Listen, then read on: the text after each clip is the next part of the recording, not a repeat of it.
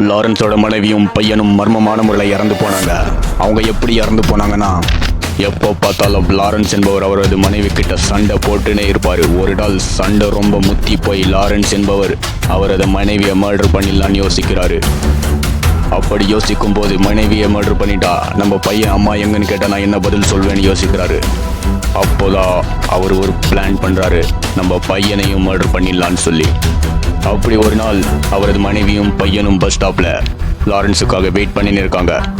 அந்த சமயத்தில் கார் எடுத்துகிட்டு போன லாரன்ஸ் பஸ் ஸ்டாப்பில் அவரது மனைவியும் பையனும் இருக்கிறத பார்க்குறாரு.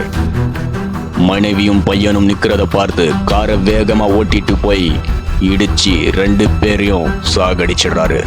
அந்த இறந்த உடலை சும்மா விட்டுட்டு போகக்கூடாதுன்னு இந்த பஸ் ஸ்டாப்க்கு பின்னாடி இருந்த அந்த சுடுகாட்டில் புதைச்சிடுறாரு.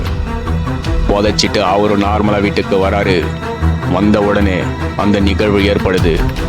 அதை நீங்கள் பார்ட் 2 பார்த்துருப்பீங்க. யாரோ டோர் தட்டுற மாதிரி சத்தமும் கேட்குது. போய் பார்த்தா அந்த ஒரு பேப்பரில் இந்த மாதிரி எழுதியிருந்ததை படிச்சுட்டு அந்த வீட்டுக்கு பின்னாடி போய் பார்த்தா 2 உடலும் அவர் வீட்டுக்கு பின்னாடி இருந்த அந்த காட்டு பகுதியில் இருந்தது.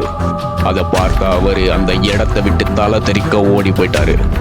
ஓடி போன அவர் சில நாட்கள்லேயே மர்மமான முறையில் இறந்தும் போயிடுறாரு. அந்த லாரன்ஸ் எப்படி இறந்து போயிருப்பாருன்னு நீங்கள் கெஸ் பண்ணீங்கன்னா உங்கள் கெஸ்ஸிங்க கமெண்ட்டில் சொல்லுங்கள். இந்த மாதிரி மிஸ்ட்ரி கண்டென்ட் பிடிக்கும்னா உடனே நம்ம சேனலை சப்ஸ்கிரைப் பண்ணிக்கோங்க. நெக்ஸ்ட் வீடியோவில் சந்திப்போம்.